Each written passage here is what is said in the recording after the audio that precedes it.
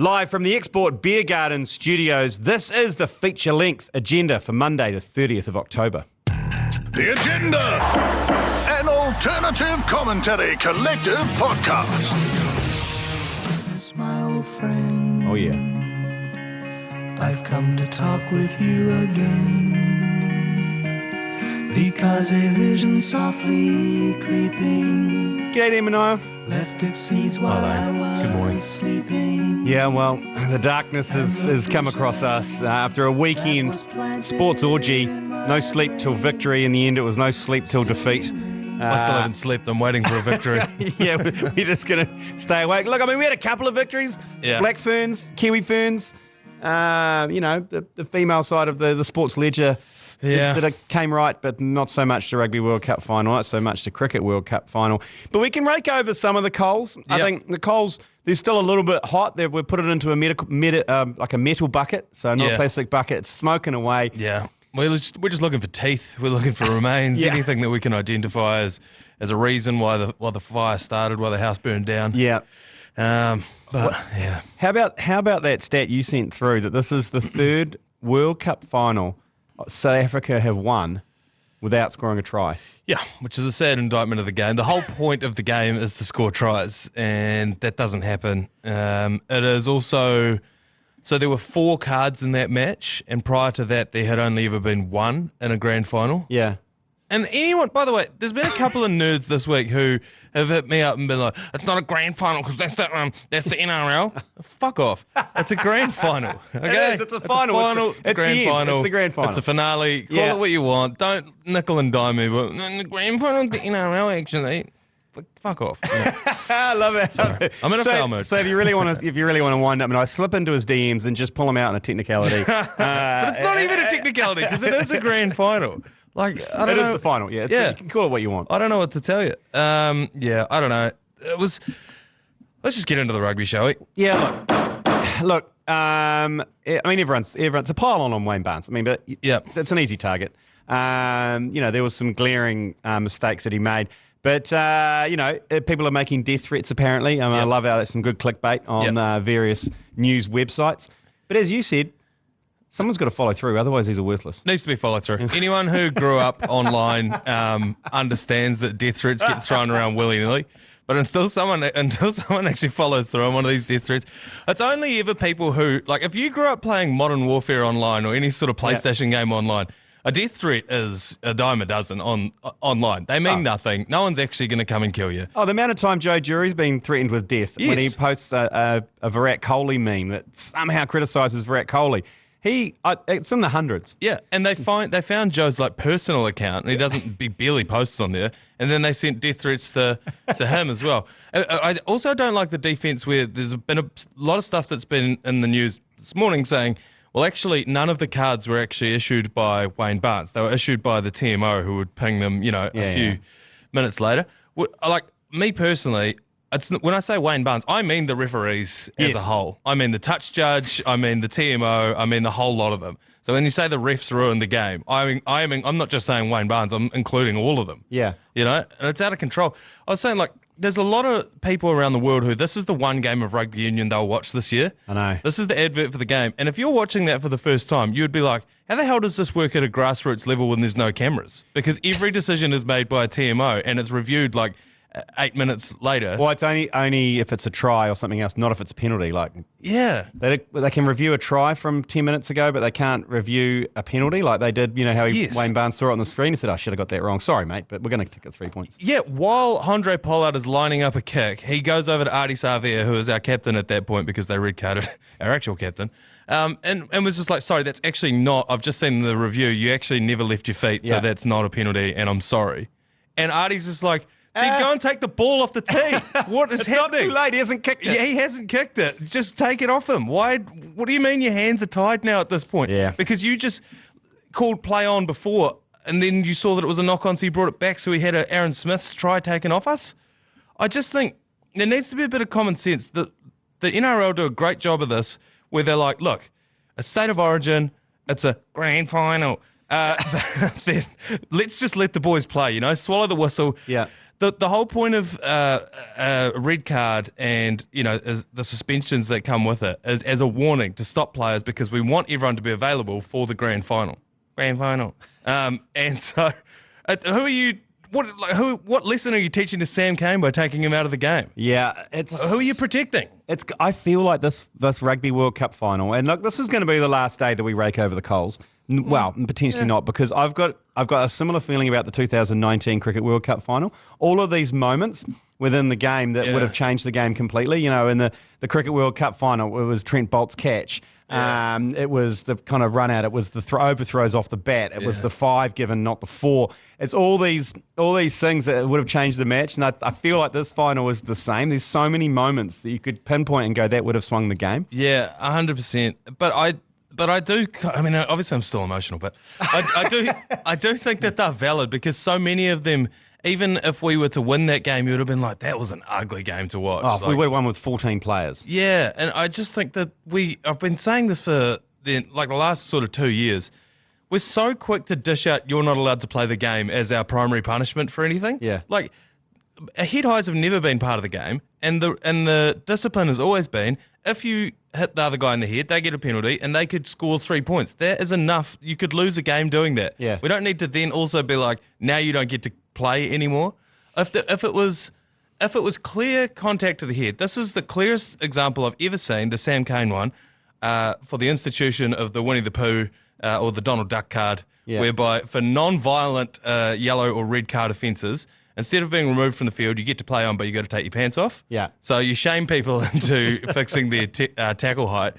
But I think that both teams would have been happy enough for Sam Cane to play on, Donald Duck in it for the rest of the game. Just no boots, maybe arm tied behind the back, both arms tied behind the back and blindfolded. And a new rule that I think we should have instituted in that game and that we should institute going forward. If you're going to stick with all of these cards, if we have a guy with a red card and then the opponents, they also get a red card, our captain should be able to decide whether they would like their player, the South African player, to go off, or our guy with the red card gets to come back on and we all play on.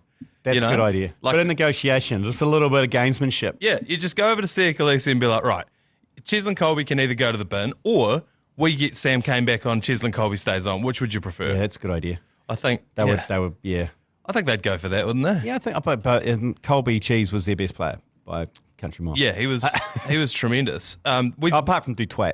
Yeah, Douche Twat was actually the player of the match as well. Yeah, I know. He was into absolutely everything. We did exactly what we said we didn't want to do, and that was get bogged down in the South African bullshit. Anyway, hey, by the way, for those people who are like penning letters to complain about the death threats, we're only joking. Yeah. We're only joking. Come on, we're only joking. But seriously, if you are going to do follow through. Hey, just what's next for the All Blacks, though? Because Razor obviously is beginning his reign. Yep. He is officially as the All Black coach. Yep. And other news, and surprise, surprise, Eddie Jones, after what? How long's he been there? 6 months? Yeah. 7 months? They signed him to the next World Cup in Australia in 2027. Yep. But he's gone after 6 months. So Fozzie for Aussie? Fozzie for Aussie, perhaps. Imagine that. That would be good. That would be good. Or do you swallow your pride and go, fucking Dave, sorry, come back? Would Dave Rennie accept that? I feel like he might tell them to get fucked. Where is he at the moment? I don't know. Is he in Japan, maybe? Perhaps. This Eddie Jones thing is the most disgraceful chapter in Australian rugby because he came in and basically said, well, reading between the lines, everyone was saying he's given up on this World Cup because he just wants his name etched in history by winning the Australian World Cup at home. So he's taken like 3 debutants who are in that World Cup squad to go over to France. So he's circled 2027. And the Australian public talked themselves into, look, it doesn't matter that we got knocked out in this one because we're building and we're going to win. Nah, he's gone. He's just told them he's out. I was saying for the moment they hired him, I was like, he's a Magoo. He's all that woo-woo bullshit that he does looks cool when England are winning the World Cup. But when, the Wallabies are getting knocked out and you're wearing your fucking Akubras at the airport and slagging all the journalists off, like, I don't know. It's just embarrassing for Rugby Australia. They need to clear the decks. And on a scale of 1 to 10, how fucked off is Michael Hooper? Yeah, but that's right. What a waste of Michael Hooper's time. He didn't go to the World Cup and then Eddie Jones is just gone. He's just showed up, fucked up Michael Hooper's last 12 months, and then disappeared into the sunset. After telling everyone, you jokers don't know what you're talking about. You all think that I'm going to bloody go over to Japan or whatever. Well, here he is. Yeah. He's off to Japan. On the Razor thing, though, I think this is the best situation for Razor because it's a massive clearing of the decks. There's a whole bunch of, all of the different players who are leaving. There's a real hard reset for the All Blacks, and the expectations are very low. So I don't this is the perfect setup for Razor to come into. Yeah, because who are we losing? We're losing Moanga, we're losing Smith, we're losing Whanganuku, Whitelock, Retallick. Yep. Nipo is gone. Obviously, Dane Coles is retired. Yep. So we're up to 7. I think a few of them are due a bit of a sabbatical in their contracts. And then there's also the ones that will be around. Bodie's gone for a year. Yeah. Then there's also the ones that'll be gone and then probably won't make it back for the next World Cup. 4 years is a long time. Like if you're 32 now, you're 36 for the next World Cup. So there's a lot of those guys as well. So I reckon it's just clear the decks. A little bit of maybe the aura's gone for the All Blacks, but maybe a little bit of the expectation as well, or the pressure. Yeah. So I think it's a good opportunity for Razor, and I welcome it. So Cantabrian. Also, we just touched base. We talked about the Daily on Friday. Cameron Seal asked us a question around how much is it worth to us on the TAB. Turns out he pussied out. He didn't even place it. He would have been so happy. He would have been doubled his money, but he didn't have the ticker to go against the All Blacks. He didn't have a ticker to put a price on it. So he never got around to doing it. That's which disappointing is because what would have happened is I talked to a lot of people at the sweatshop after the game who had money on us to win, as I did, because they were like picturing the party afterwards. Yeah. Now all of a sudden you're rolling into the pub with pockets full of cash. Yeah. I see Cameron would have been able to drown his sorrows, but he just pussed out, unfortunately. Yeah, the bus. Yeah, a lot of feedback. If you listen to the commentary yesterday morning, we got kind of obsessed with the bus and calling South Africans pussies. Yeah. A lot of feedback, a lot of direct messages to me from South Africans not happy about that. Oh, But really? We're only joking. We like in the commentary, we said we love you, but for this hour and a half, we hate you. Yeah, that's right. And look, if you're going to complain about us calling you a puss, that's because you're a puss. That's very puss behaviour. It is massive puss behaviour, okay? If you complain, you're a puss, okay? And of course, now that cup's over, we've got another cup. We're down to one country, one cup. It is the Black Caps. Aussie overnight on Saturday. Chasing down a formidable 388. Yeah. That was fucking brutal to watch. If you watch that first 10 overs that kicked off at 6 o'clock, by 7:30, they were 118 without loss after 10 overs. They hit 26s in their innings, Jesus. Australia. Travis Head in his maiden World Cup match smoked a hundy. Dave Warner, thank God, got out in the late 70s because I just wouldn't be able to bear to watch him double fist pump and jump in the air like a twat. Yeah. But 288, Matt Henry got caned. 388? 388, sorry. Matt Henry got caned, but as it turns out, the pitch was looking pretty good. Bit of a shitter for New Zealand, though. The Whakamana Express went off injured. Yeah. And doesn't look likely he'll play. What was it? I don't know. I think it was an Achilles. Someone say something like that. Oh, no. Not a snappy. I think maybe a tighty. Tightness. But he only bowled a few overs, then he had to get replaced. So they had to rely on the likes of Jimmy Neesham. But how well, Glenn Phillips came on and bowled a sensational spell. Yeah, it's handy, absolutely sensational spell because the pitch was good, but he was darting them in. Yeah. I think he got 2 or 3 wickets. He bowls like a jack dude. He does everything like a jack dude because he is a jack dude. But like his bowling's just wee darts. Yeah. Like minimal action. He's not one of these long loping sort of. Yeah, he just gets in there and peppers his wee darts in there. A lot of records were broken. 32 sixes were hit in the entire match. Only one other match in history has had more, and that was 33 by England, and I think against the Netherlands or something a while ago. The biggest aggregate runs ever in Cricket World Cup history. Is that right? There was also Ravindra. Yep. That is the fastest New Zealand 100 in a World Cup, 77 balls. Wow. It brought up the 100, we'll talk about that later, with a magnificent 6 off Glenn Maxwell.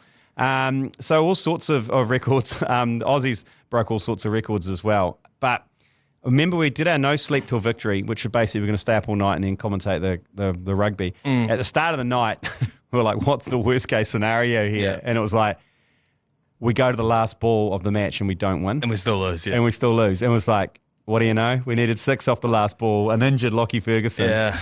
And to anyone who didn't watch that, they would have woken up and checked the score and gone, oh, shit, that one got quite close. Massive run chase. But to watch it was an awesome game to watch. Oh, man. And the little lamb Neesham, he played magnificently. His role in that innings was he just came in and just that classic Neesham just right in the arcade. He gets down and just murdered as across mid-wicket. Yeah. He, I don't think New Zealand cricket asks more of any player than Jimmy Neesham. You know? Totally. He's always there in all those moments where it's like almost a historic victory. It's always Jimmy Neesham with bat or ball. Yeah. We rely on him so heavily. I don't think we give him the credit he deserves. But we've got a chance to avenge the Rugby World Cup final on Wednesday night. We're playing South Africa in Pune. Only one of the games been played in Pune, and that was Bangladesh-India. A high-scoring affair. I think Bangladesh got 280 odd, and India got it with 10 overs to spare and only lost 2 wickets. So I'm picking another high-scoring affair there.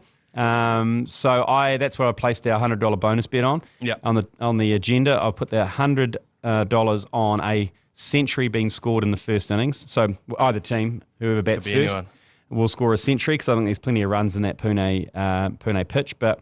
A chance for the Black Caps to secure their semi-final spot. If they can tip up South Africa, who have been mildly erratic. Remember, they lost to the Netherlands, but they've pumped some other teams. Beat Pakistan. They've scored 400 almost a couple of times, I think. But so they can bat. Shit, they can bat. Some of their batsmen are in pretty red-hot form. DeCock. Yeah, the DeCock is in. That guy that looks like off American Dad, the alien off American Dad, he's in there. Markram's in there. Like they're batting pretty well, but Southey will be back in the team for Lockie, so not a bad replacement. You got to say. What's going on with that pitch? If it's only India's the only team that's played there, this reeks of they've done something weird with that pitch, and they're like, okay, we'll only play one game here. And it'll be India versus Bangladesh, someone who we want to spank. Yes. You're saying they're going to do something to it? No, I'm saying there's already been something done to it, but I don't know what it is. Why has there only been one game played there? No, well, they kind of doctored it for spin because Bangladesh got some good spinners. Yeah. So it could be good for us. Yes, it could be. Well, we've got how many of our spinners? They bowled pretty well. Glenn Phillips, Ravindra, he bowled well as well. Yeah. Satner bowled well. Like we've got firepower in the spin department. I was wondering this about T20. Why not just pick 11 batsmen and just bowl your best, however many you have to bowl? 6.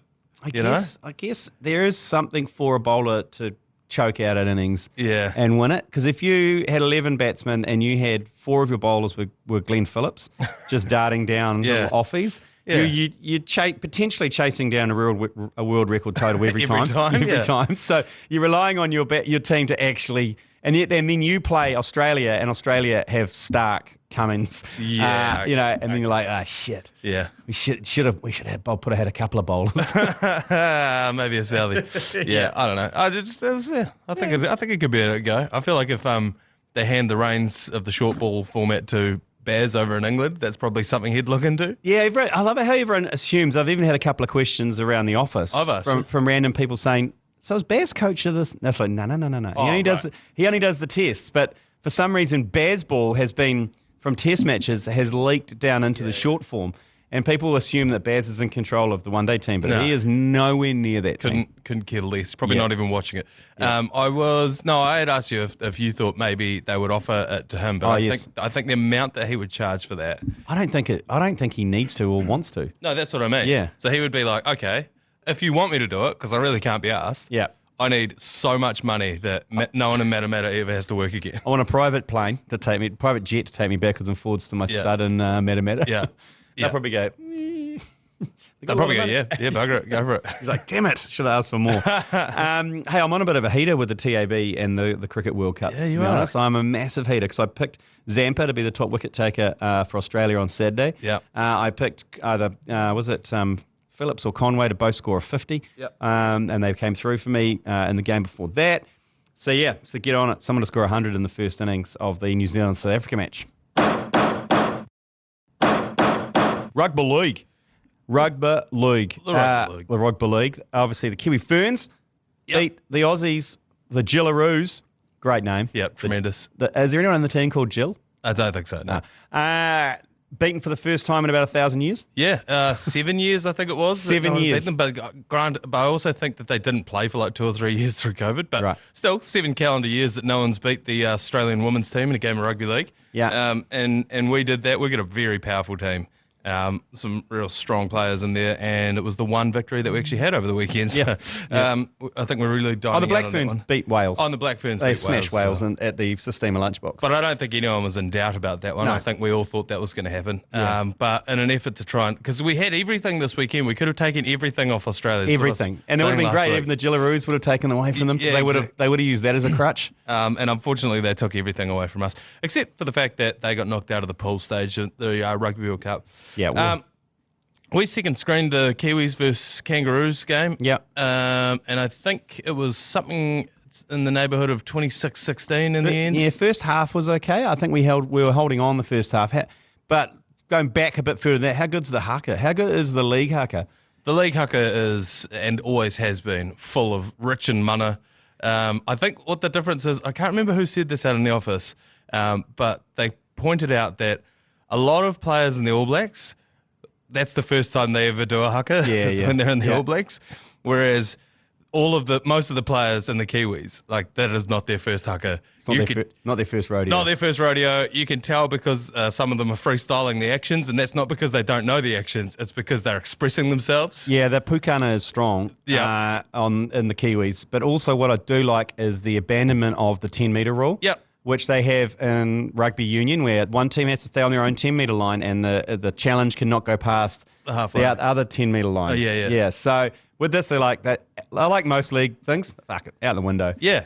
Who gives a shit? And I loved it how there's that massive standoff, and then they just walked to their opposite number. Yeah. Eyeballed them and shook their hand. Yeah, that's perfect. It's one of the many different things that rugby league gets so right that rugby union can't figure out, because there would have been stories about that haka if the All Blacks did that. Yeah. Stories this morning, disrespectful haka, they're bringing the game into disrepute, blah, blah, blah, blah, blah. But it's what people want to see. That, to me, that kind of disarmed it as well, because when they walked up to them and eyeballed them, I bet you there was some kangaroos going, oh, this is going to be a fucking fight. Yeah. Like, this cunt's going to try and punch me. Yeah. And I bet you that. And then to just pull back and throw out the hand, they would have been like, oh, okay. Okay. Yeah, okay, he's just shaking my hand. Like, it would have freaked them out. They wouldn't have, I wasn't expecting it. I was expecting neither. a full headbutt. I was expecting kind of like some facial pukanas, like, yeah. You could tell that the Kiwis were expecting the Aussies to come forward. Yeah. But they didn't. So then the Kiwis stood there for ages. And in the end, they were like, bugger it, we'll come to you then if you're not going to do this. I fucking loved it. And they took it to, it was awesome. It was awesome.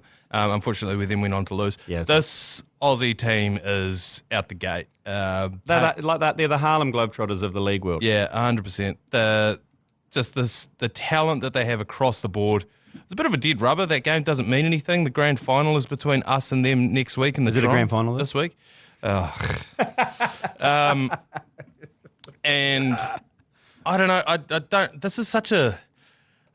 It's good to watch international league, but they've just put it in such a weird time when there's all these other World Cups going on. You know, the cricket, the union. So where is the grand final? It's in Hamilton. It's in the Tron? It's in the Tron, yeah. This Saturday. I think Saturday, yeah. And are the Jillaroos and the Black Ferns playing again? Oh, are they the final? I don't know about that. I wonder if it's another triple is it all what's part of the same tournament? Yeah, the Pacific Championship, which is something that they've brought in, thinking that Samoa was a bit stronger than it was. Yeah. It's like a 3-game round robin for the men, and then a grand final. But Samoa didn't win either of their games, so it's just us versus Australia.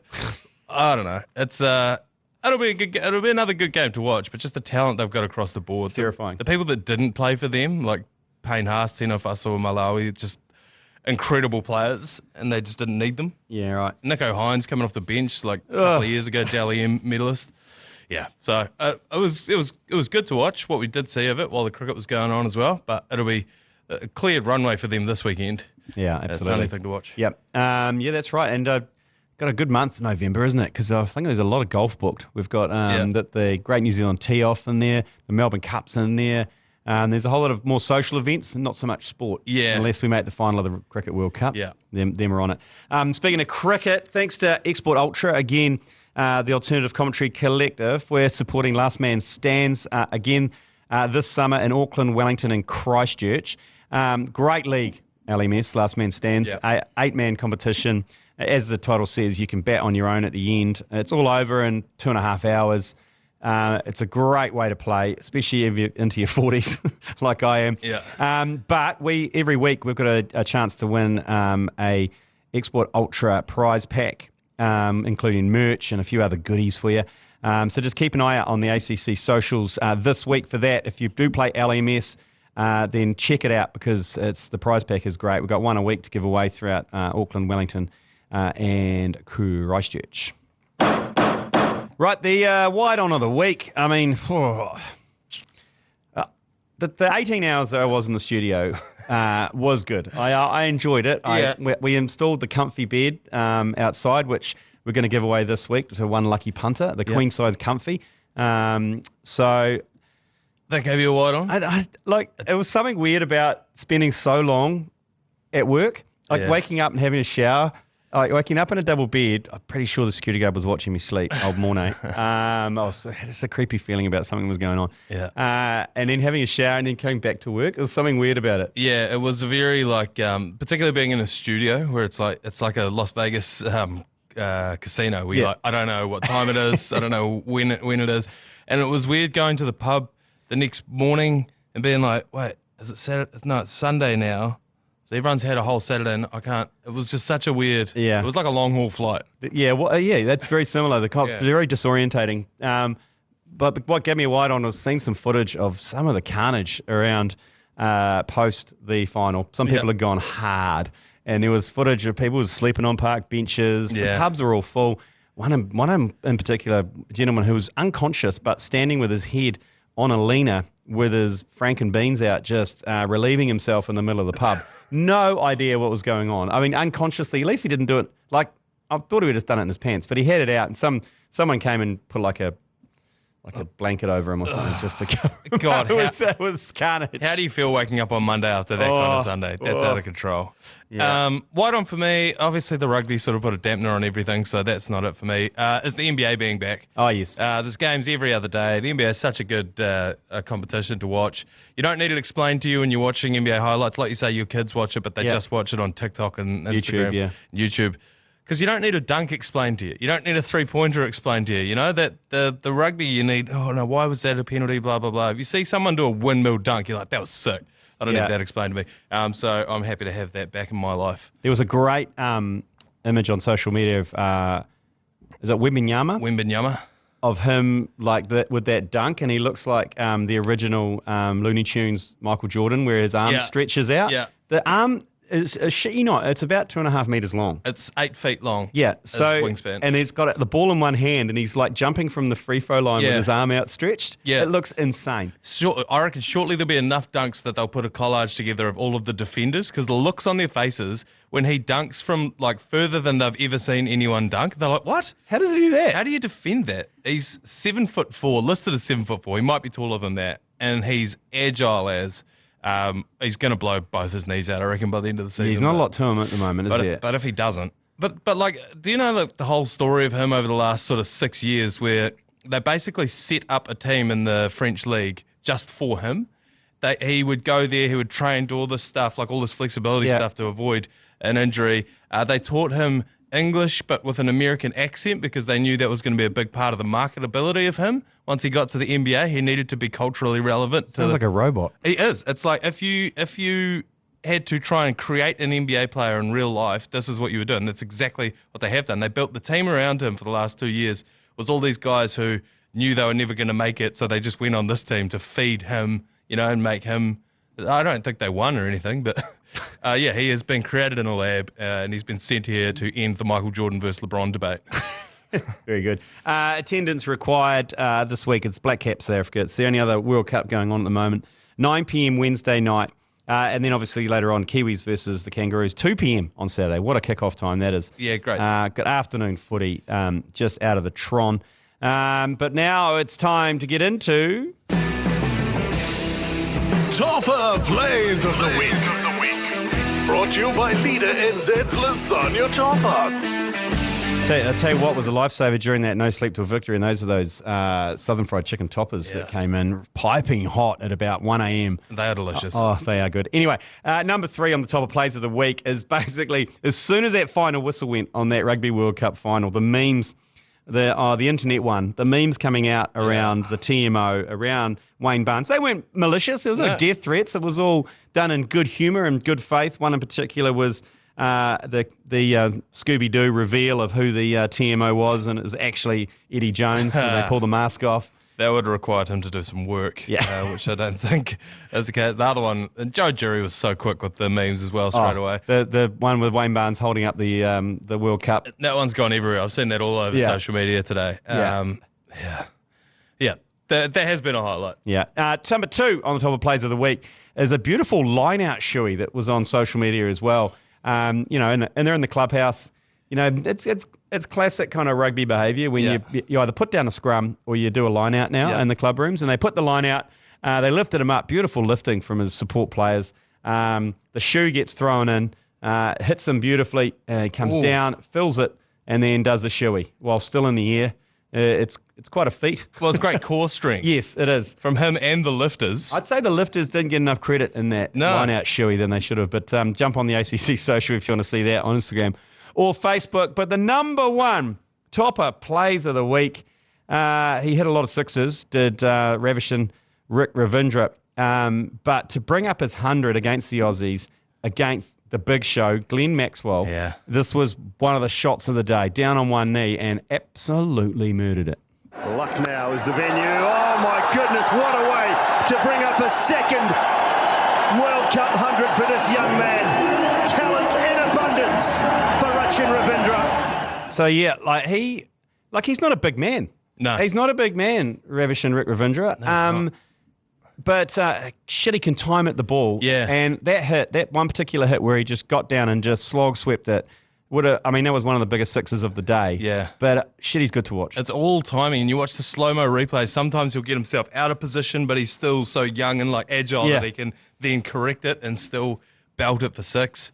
He got not caught out, but I watched the slower ball that he mistimed. He turned his shoulders already, but he's just so nimble that he just clocked it and it still went for 6. You're like, this guy's out the gate. He's got some BDE and some BDC at the moment. And needs a haircut. I think the haircut's what makes him. The fact that he can put a hat on surprises me, or a helmet, because it must be bursting at the seams. That's what I'm saying. It's an occupational hazard.